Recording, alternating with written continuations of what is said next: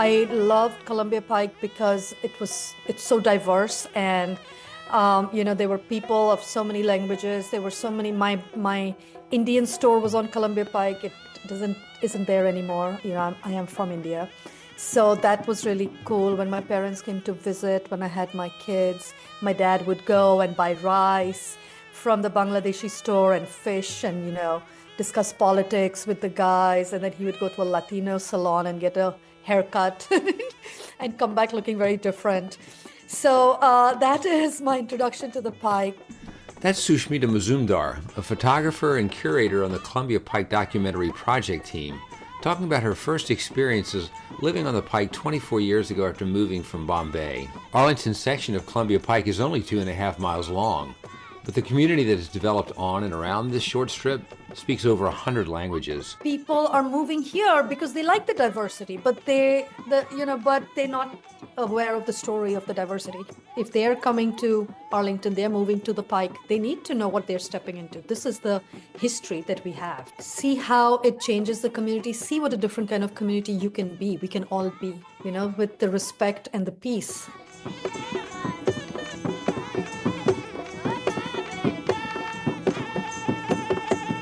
When Victoria and I moved to Columbia Pike 2 years ago, we noticed a public freedom that we hadn't experienced before. People from many nations, many religions, and ethnic backgrounds lived among one another in peace.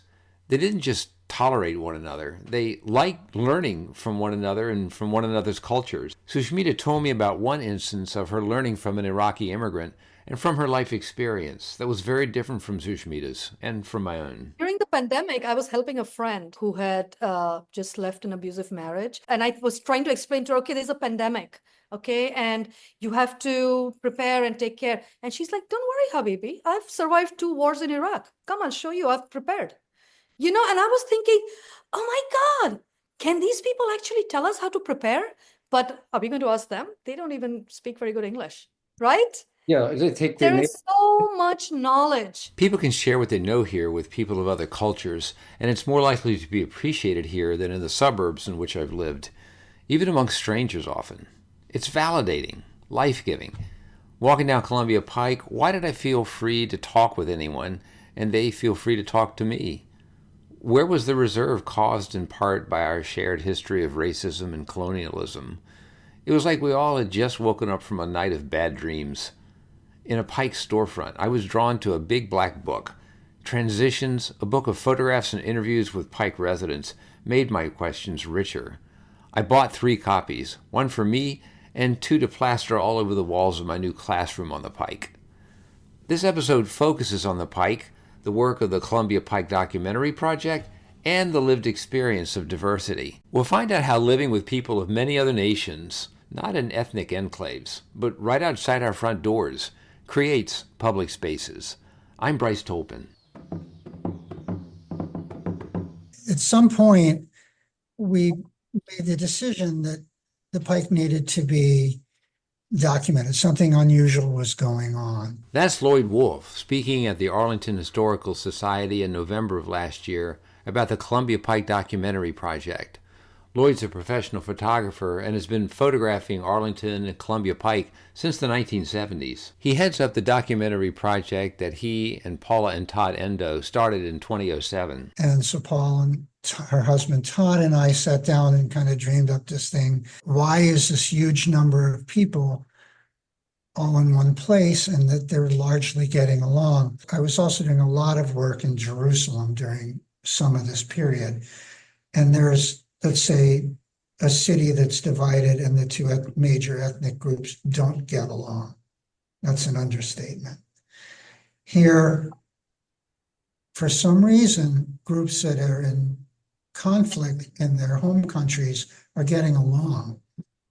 And why is that? Palestinian woman will speak about that. Asil Alborno, she has an amazing line. She says, you don't have to be homogenous to be harmonious. My students at Arlington Tech were from all over the county, and they used the Columbia Pike Documentary Project interviews on our classroom walls to make their own projects and papers about life in Arlington. I wanted them to discover something about where they had grown up so they could appreciate it when they moved away or at least headed to college for 4 years. I'm amazed at the diversity also because like I've just been so used to it my whole life. It's just like, oh, well, this is how things are. Dewey Tron is a successful video director and photographer in Northern Virginia. Dewey joined the Columbia Pike Documentary Project team when he was a teenager. It just is. I never really think about it being so important. But then when I travel anywhere else, like south, west, north or whatever, it's like, oh man, this is really different. Like, I really like where I'm from. There's a feeling that, I don't know, a richness that I feel living here that everywhere else it felt a little depressing or something. I don't know what it was, but it just didn't feel as good. I felt more at home here. I like having all the different perspectives. Dewey made a 13-minute video about Columbia Pike's diversity. It contains Lloyd's photographs and clips from Sushmita's and Lloyd's interviews. I showed it to my students at our countywide magnet school. I wanted to give them a feel for the variety of immigrants that lived on the Pike, not far from where many of my students lived in more homogeneous parts of Arlington. What do you think the Columbia Pike Documentary Project means to the community?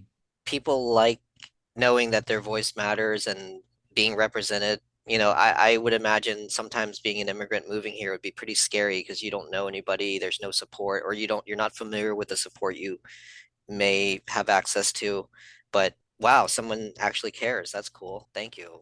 Just to have that platform, I think is important and validating. They can be involved to validate their presence in the community, not just disappear and be overlooked and not recognized. I don't think that's a great feeling. I just realized this is edible. Oh yeah. Oh, that's edible. Oh yeah. I didn't know that. No. I don't know what it was looking at. And it tastes good because it's all the juice. It's June of last year, and I'm with Lloyd at Mita Coffee and Kitchen, an Ethiopian restaurant on the Pike. The proprietor, who, like most everybody else on the Pike, knows Lloyd, spends almost an hour with us. And I like that the Pike, so far, like here we're talking to an Ethiopian guy, and he's happy to chatter away about it. Yeah. And I've had the same quality of discussions with Bangladeshis and not Tibetans, Mongolians and Bolivians, and Afghans and Ukrainians, all of whom are here. Tajiks, and that's who's here.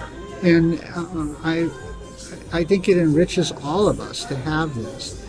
And I don't feel that because perhaps there's so many groups and they're not siloed, everybody's intermingled, it allows nobody becomes dominant. You can just be who you are. And, and I can go to a Mongolian festival. I can't eat much. I'm vegetarian. But and thoroughly enjoy their festival and never for a second feel pressured that I have to be Mongolian or they don't expect me to be and they don't feel any less, like they're having to hide anything, or one of the happiest days I ever had on the Pike, there was one day I'm not making this number up, 3,000 plus Bolivian dancers came up 4 Mile Drive from roughly Walter Reed up to the Pike, right up to here, with another 3,000 watching and cheering. And it was like so colorful and so fun, and noisy and boisterous. And I felt like my camera was going, stop the color, it's too much. Give you an example of how multicultural it is. The Priyo Karmakar, he facilitates the Priyo Bangla Festival, which is their big Bangladeshi multicultural festival. And the first thing on stage was Chinese dancers, followed by Appalachian cloggers, followed by Bolivian dancers, and a couple of other ethnic, ensembles before the Bangladeshi pop star came on, right?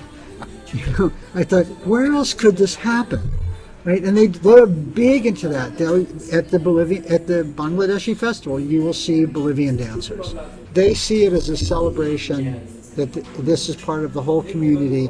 It's really the core of it is Bangladeshi, but they want everybody to be joined in and feel welcome. I just find that value, and it's so natural in the community. that I just really love it.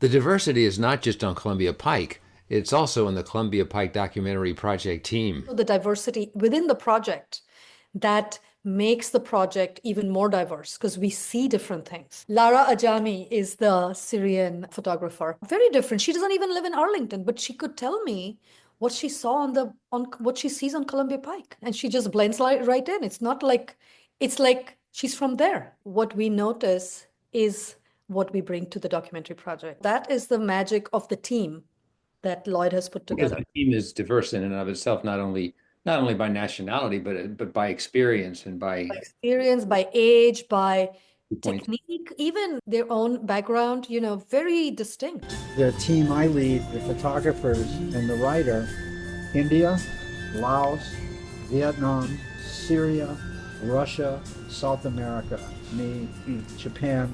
That's just who's here, right? Yeah. And interns all over.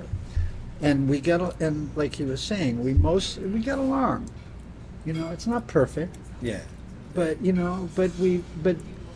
not seeing, I don't read in the newspaper Ethiopian teenagers are fighting with the Mongolians or Bolivians. Yeah. They're playing soccer with them. But how can you get across the value of this diversity to those who haven't lived it? This question is never far from Shushmita's mind. When the documentary project brought an exhibit to Richmond, this is how she handled it. You're putting up this exhibit in Richmond, but how will people in Richmond connect with Columbia Pike?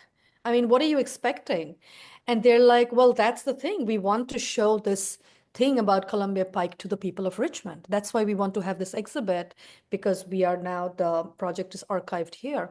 And so, I told them, like, my work, I think it's, being a docent for 25 years, I have become an interpreter. That is I take that work very seriously, to be the person who interprets. So I told them that I have a project called City of Stories, in which I let somebody tells us a story, and then I ask somebody to reflect on that and tell us what they connected with. And then when we listen to that second person, then we understand that person in a different way. So this project, the tagline is learning ways to tell our stories so we can encourage others to share theirs, and they can teach others to share theirs. So I went in there and I interviewed their staff. Which photograph or story or what are you connecting with here?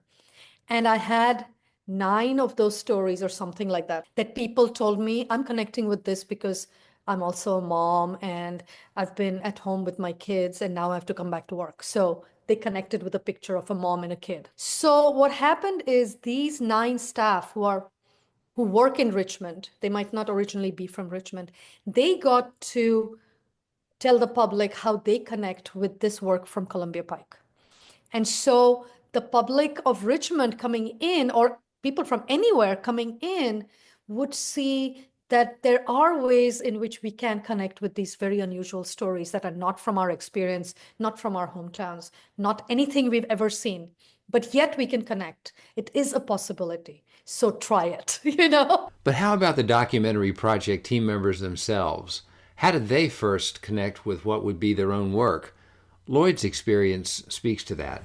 I got turned on because there was a community festival that's now called Tyrrell Hill Park up on South 7th Road, just up the street here. And I was just kind of almost weeping with happiness because there were all these there were Arabs and Hawaiian troops and Bolivian dancers, which I'd never seen in any number, and all these different groups, celebrating together. And it was colorful and happy and nice. And it was, 200 yards from where I live. And I thought, this is really cool. It was a somewhat different ethnic mix than there is now, but this is sort of like around 2000, 2002. What do you think it is about your background that made you weep, that made you react like that to seeing that mix of ethnicity celebrating? That's a very good question. One is having been an outsider where I grew up. I grew up in non-Jewish areas primarily, and to see people from different areas accepting of each other and celebrating and living together, not just peacefully but happily, and without certainly external signs of conflict, was very meaningful to me. I rather haltingly shared with Shushmita my own story that led to my making this podcast episode. I told Victoria I think I changed a lot because of my 1 year in Columbia Pike. I came with all of my, my white baggage and came in there, but I had this notion of the peaceable kingdom from my own, religious tradition, and I'd never seen it in action. But when I was in Columbia Pike, it was like it came alive because it is the peaceable kingdom, that it used to That be, is so beautiful. Oh my God. the lion lying down with the lamb and the nations at peace with one another. It's like, oh my gosh, this is what it was all pointing to all along, and I didn't know it. And just being there and being in places where I didn't feel, so I feel less white there than I ever have anywhere, because even though, there's still that horrible, oppressive outside influence on the Pike as it is, everywhere in the country as well as most places in the world, there's still a sense in which I can walk around and I don't have to think that I'm in this terrible role with other people. We're all members of the peaceable kingdom, and it's just was a very different experience for me, very healing and eye-opening, because I could live what I thought I was looking for just by reading. Then when you step into that pike, then you feel it, your whole body, you feel it in your whole body, everything around you. That experience, and I hope that is there in your podcast, because that is exactly the thing. That is exactly what the documentary project is trying to say, that it's an experience. Living on the pike is an experience. Diversity is an experience. Yes. And when you feel that, and you feel that, it Yeah. means that we are all part of the tapestry. And what you said about it's happening everywhere, we say things like that, but sometimes things happen targetedly in these areas because it is not liked by other people. The work to preserve this is actually extra. It has to be done in an extra way with an extra emphasis, because Yes. this is the kind of stuff that a lot of times, a lot of people just want to wipe out and make it like any other part of the world.